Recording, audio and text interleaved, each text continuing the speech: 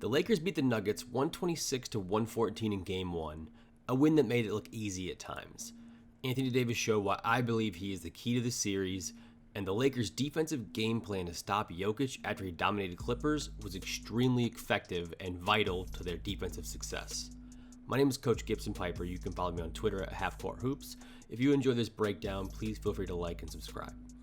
Now, to understand why the Lakers use this specific strategy against Jokic, if it is even sustainable, let's look at Jokic and his ability to pick and pop. He ranks third in the NBA in pick and pop efficiency at 1.02 points per possessions on 200 pick and pop possessions.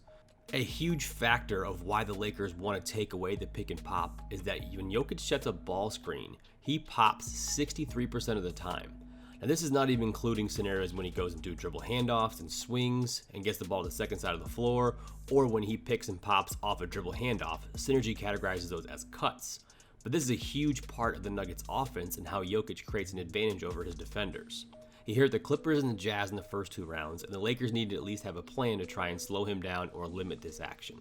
Now, in Game 1, the Lakers decided that whenever Jokic was in a ball screen or a handoff, since most handoffs are essentially ball screen reads, or any action that Jokic could pick and pop in, that they would switch the guard onto him, not giving him the pick and pop three.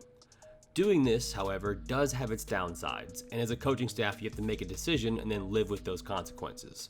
When you switch the ball screen, this leaves one of the Lakers' bigs, McGee, Howard, or Anthony Davis, switching onto a guard, typically Jamal Murray, and only one of those three are great at switching onto guards, of course, being Anthony Davis.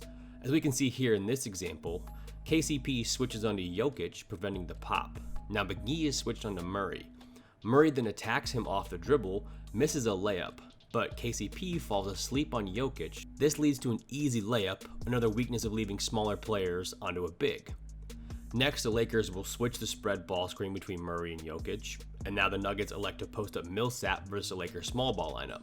He misses, so a successful defensive possession of switching for the Lakers. Now in this set, the Nuggets do something pretty creative. Normally they would have Jokic roll here, and when he rolls, this creates shake action, or forcing one player on the perimeter to decide to guard either the roll man or the shooter on the wing. In this play coming out of the timeout, Jokic pick and pops on the Chicago action, pulling both Caruso and KCP temporarily and allowing the backdoor cut for the layup to be open.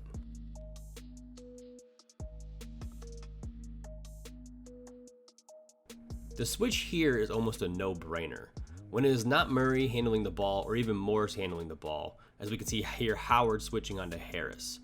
While it leaves a guard on Jokic, the decision-making from the Nuggets outside of them can be questionable at best, as we can see the sloppy turnover here. And now knowing the Lakers are going to switch this ball screen, the Nuggets change the angle of the ball screen in the second half to a step-up screen. So when Jokic pops, he's in the middle of the floor now with a guard on him. This allows him to have clear vision to look for cutters, and in this example, he's able to beat Green off the dribble, attack the basket, and finish with a crafty layup. Now, as Jokic swings the ball here for a dribble handoff, and the Lakers switch that, the Nuggets elect to not even try and attack the switch and kick to Grant, who misses the three. Now notice that Green does a great job here closing out the driving lane for Murray and then contests the shot.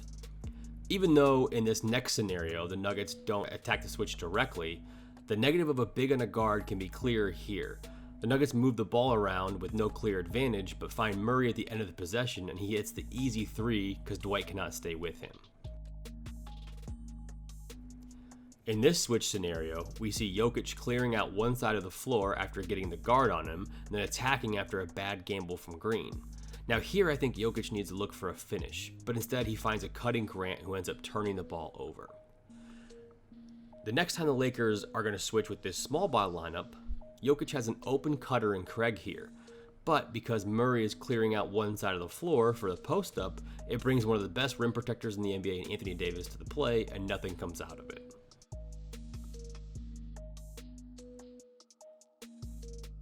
Now, I need to show this clip. This is awesome. I understand the game is in hand, the Lakers are dominating, but this pass from Jokic is insane, and it kind of proves the point of why the Lakers need to limit him as much as possible. He catches the ball at the nail, sees the defense is loaded up, and then throws a no-look cross-court, one-handed hook pass on the money for an open three. The skill level of that pass is insane. Now overall, out of the 13 times that the Lakers switched this pick and pop action, they only allowed what I would consider 5 quality offensive possessions, resulting in 4 scores. We talk a lot about process versus results, and in this case, I think the process and the result both look good for the Lakers. Now looking at what the Nuggets might try and do to counter this would logically be to have Jokic roll into the switch and post up the player, post up any guard they try to put on him. They actually had some success when Jokic rolled, but the Lakers defense is designing this game plan to take away the pop, since Jokic is not an elite roll man, but he's an extremely effective passer.